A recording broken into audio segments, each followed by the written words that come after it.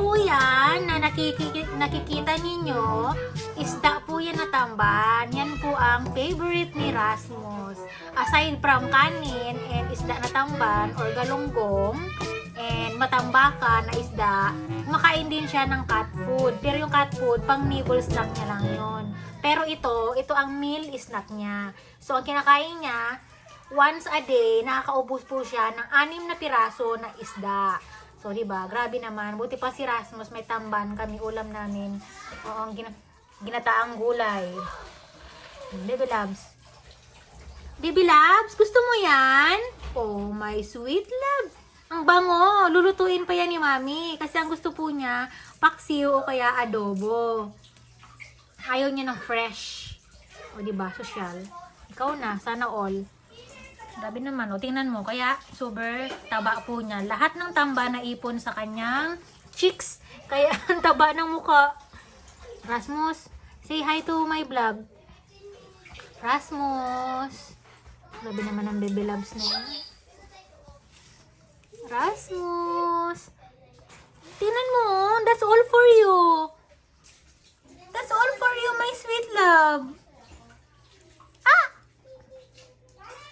Grabe, ang dami naman ng fish ni Rasmus. Para kay Rasmus po yan lahat.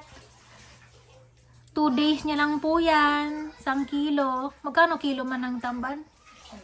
Oh, grabe, 100. 2 days niya lang po yan. Kasi kumakain pa po yan ng midnight snack alas 12 bago ang mami matulog.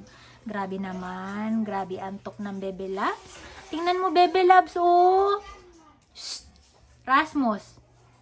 Ayaw niya ng fresh, gusto niya luto, kaya ini-ignore niya. Lutuin mo muna yan, Mami, bago ko kumain. So, ayan. Ayan po yung isda. 100 po yung kilo.